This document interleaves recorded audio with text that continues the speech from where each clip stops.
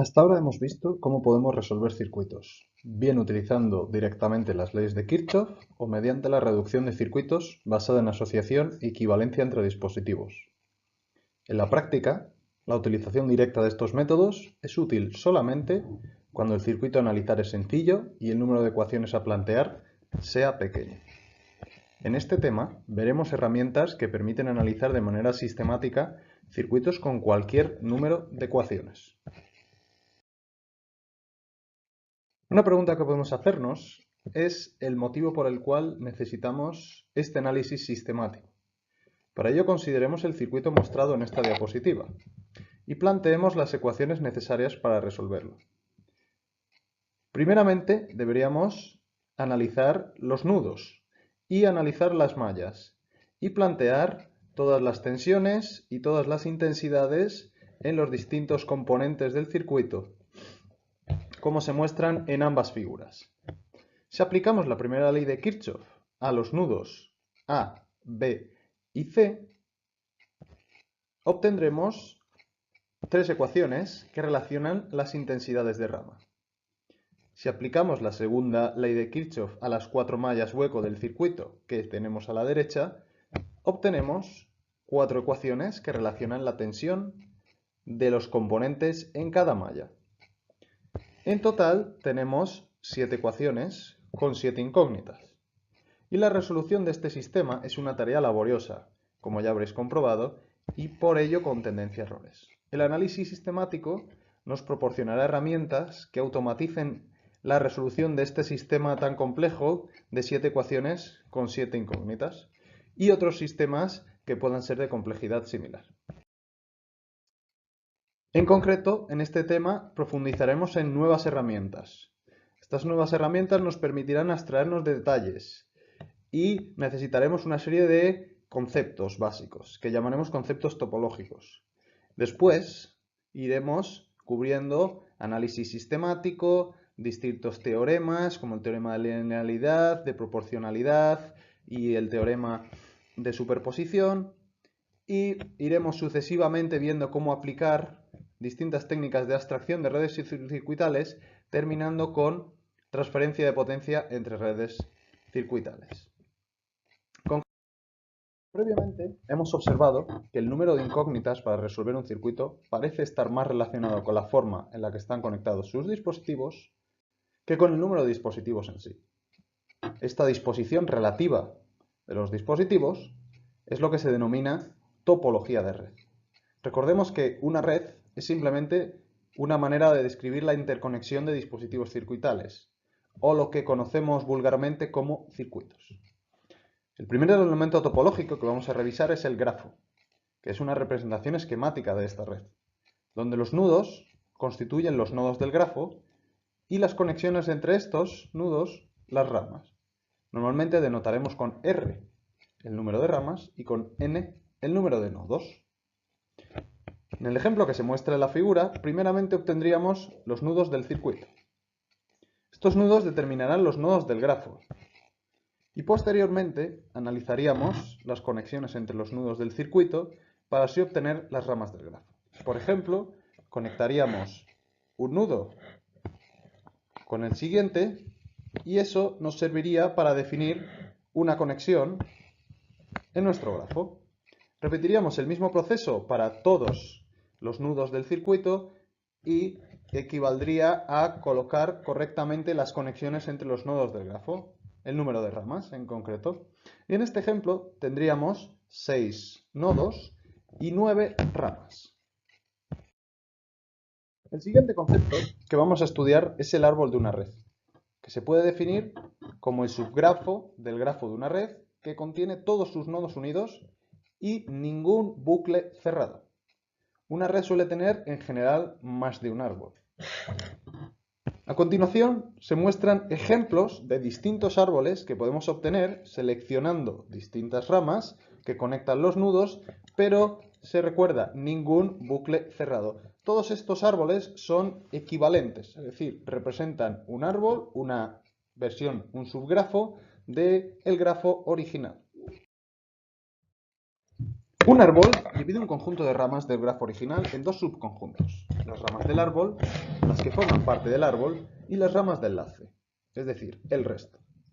Si cogemos los tres árboles del apartado anterior, las ramas de árbol son todas las ramas que hemos dibujado, y las ramas de enlace completan el grafo original, como puede verse en la línea punteada que se está mostrando en esta diapositiva.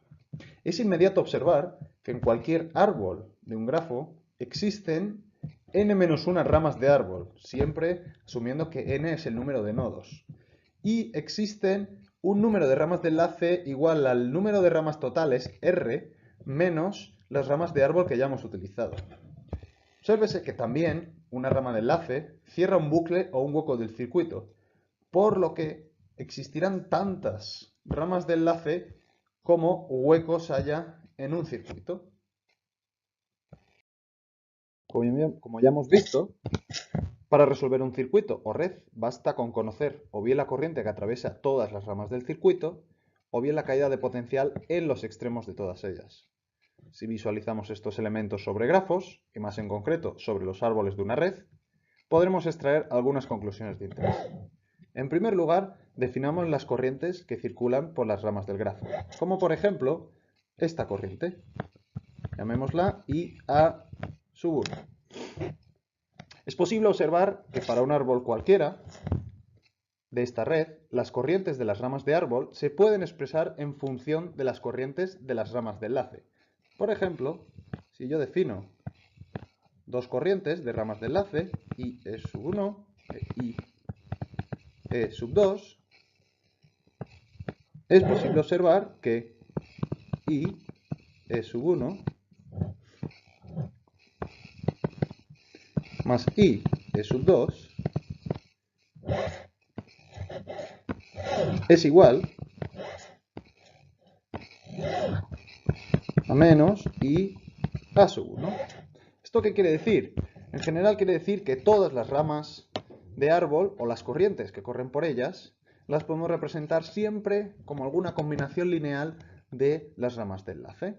Por lo tanto, el número de incógnitas necesario para resolver el circuito será el número de ramas de enlace, que es menor que el número de ramas total.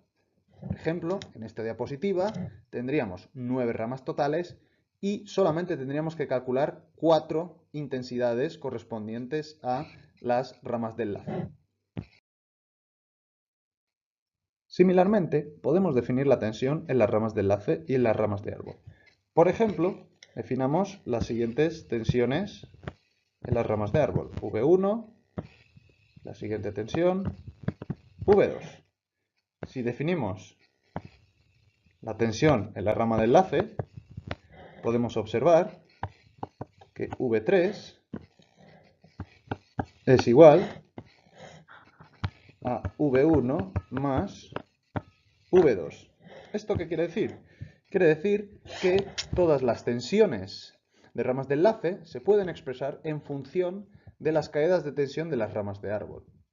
Por lo tanto, el número de incógnitas necesario para resolver el circuito, en este caso, analizándolo por tensiones, será el número de ramas de árbol, que es igual a el número de nudos menos 1, que es menor que el número de ramas total. En este ejemplo que tenemos, tendríamos 9 ramas totales y tendríamos 5 ramas de árbol, por lo cual tendríamos que calcular 5 tensiones para resolver este circuito.